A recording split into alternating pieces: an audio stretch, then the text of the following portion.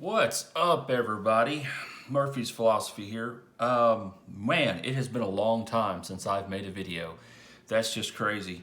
I have been so incredibly busy, I haven't had time to do one. But I thought today I would talk a little bit about magazines for 1911s. Good magazines are really, really important for 1911s if you want to keep the gun running. So I'm going to kind of go over the different kinds and my opinion on what is the best ones. I've used pretty much everything over the years and definitely have my personal favorites and recommendations. So, the original 1911 magazine is this right here. So just a simple metal base plate, follower, steel follower, all that kind of stuff. 7-round magazine. This happens to be a Kimber, but it doesn't really matter if you're talking about Colt, Shooting Star, whatever. They're all about the same. And for a long time, this was it, man. And this was kind of it until Wilson Combat came on the scene, and they started redesigning these things to make them much more reliable. And so these are fine for training mags or whatever, as long as you're not running an alloy framed gun. If you have an alloy frame gun, the steel follower may give you some problems. I probably wouldn't do that. But for a steel frame gun, range stuff, it's fine. There's no issue with them. You may have some reliability, but if it's just a range gun, who cares? Or a range mag. So that's that. And then Wilson came along and redesigned the whole thing. Detachable base plate to make it easier to clean, a plastic follower, and they kind of just made it better, thicker walls and all that kind of stuff. And these were a huge improvement over the standard magazine here. And a lot of guys, especially back in the day, I know the Marine Corps Raiders or whatever they call themselves now, and a lot of SF guys, a lot of cops, everybody was pretty much carrying the 7-round Wilson 47s, is what they called them. And it's like this over these old mags. And you can see on these, they've extended the body down just a tiny bit. Let me get these tips lined up here. They extended the body down a little bit. They made the floor plate detachable. The follower was the big thing, the polymer follower, which pushed the rounds up and stopped nose diving and all that kind of stuff, which is a problem with these older ones. You can have those kind of issues. Plus these old followers, because they're steel, sometimes they don't really go up and down the way they should. So when Wilson came along and they came out with the 47s, it was a big deal. Then after that, they came out with some 8-round magazines, because everybody wanted 8 rounds. They wanted an extra round in the mag, because 1911s are low magazine capacity guns these days. And so this is I think this is a 47D, I think is what they call this, and this is an 8-round magazine. And then not too long after that, the clones came along, or the copies came along. This is a Chip McCormick Power Mag, 8-round, as you see right there. And it's basically exactly the same as the Wilson. The top here you can see is a little different. The Wilson's cut out in a half moon, that's square. But other than that, the floor plates on these are pretty much identical. The way they attach to the magazine is identical. They're basically the same magazine. Chip McCormick also did a polymer follower just like Wilson did. And that kind of became the standard for a long time.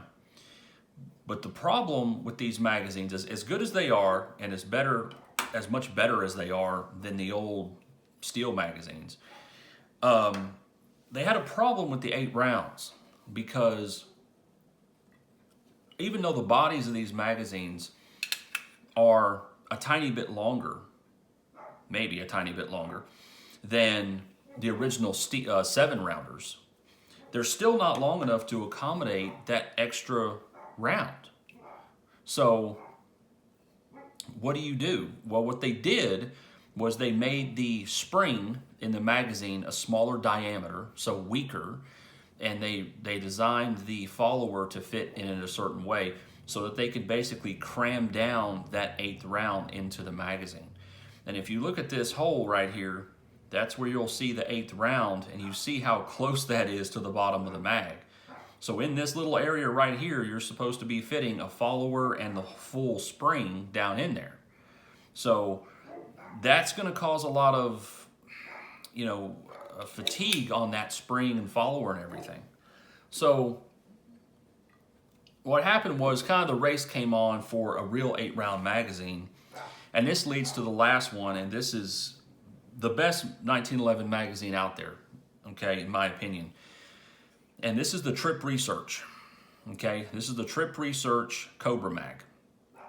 And this is an actual 8-round magazine. And you'll see the difference when I flip these over with the bodies. Let me get the tip to tip here. Look at the difference in the length of the magazine bodies. This is about a half an inch, 3/8 to half of an inch longer in the body than the Chip McCormick Power Mag, and the same for the Wilson Combat Mag. So this is an actual true 8-round magazine. By extending the body down that extra half an inch, it gives room for that 8th round, the follower, and the spring. Now, along with that, Trip Research also did what they call a hybrid follower, which is polymer on top and steel underneath. You'll notice that all these magazines have those followers because I've converted all of my Trip Research and Wilson mags with the Chip McCormick and Wilson mags to the Trip Research Super 7 kit. So Trip Research sells what they call a Super 7 kit, which are for these magazines, and it comes with an extra thick spring and the hybrid follower. Now what that does is you lose a round, right? So these aren't 8-round mags anymore, these are 7-round mags, which in actuality, they are actually 7-round mags. They just crammed another round into them. But these convert them to a true 7-round mag that are absolutely bomb-proof and just as reliable as a hammer. So all of my old Chip McCormick and Wilson mags got Super 7 kits put into them. But the Trip Research Cobra Mag is a true 8-round magazine, okay? With that extra long tube to accommodate the spring and the follower. But the hybrid follower, getting back to that, the reason it's so cool is you have that same polymer on the top like the Wilsons and Chip McCormick's, but the bottom, as you see, is all steel. And that's really nice because that steel part is what hits and engages your slide stop on your pistol, right? So one of the problems that I've had with Wilson and Chip McCormick mags is those polymer followers on the mags getting dinged up from the steel slide stop on the 1911. Well, with the Trip Research mags, you don't have that problem because it's steel that's contacting it. And also the followers work, in my opinion, much better. They don't tilt at all, like they stay exactly where they should. And reliability has been 100%. They're just phenomenal. But having that hybrid follower to engage your slide stop, much better in my opinion. So I think that Trip Research really has outdone themselves on these magazines. I've gotten the Super 7 kits for all of these mags, my old mags, like I said, and all the new magazines that I buy are all Trip Research. Even my 9mm mags I buy are Trip Research because I get a true 8-round magazine with these. The base plate on these magazines fit into the body of the mag much differently than the Wilsons or Chips, as you see, right? So it's got little cuts in here, and the base plate slides on. It's got a little plate in there. So it attaches totally differently, which gives much more room inside the magazine body. So that's huge.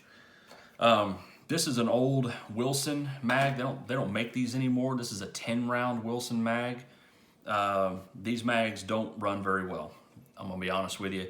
The followers on these, I've had them hung up and get stopped halfway up the mag. They just don't work very well. So these are range mags for me. That's pretty much all I do with them, is just range stuff. I haven't been able to get this follower out to convert this to a Trip Research mag. If I did, I got it out of there.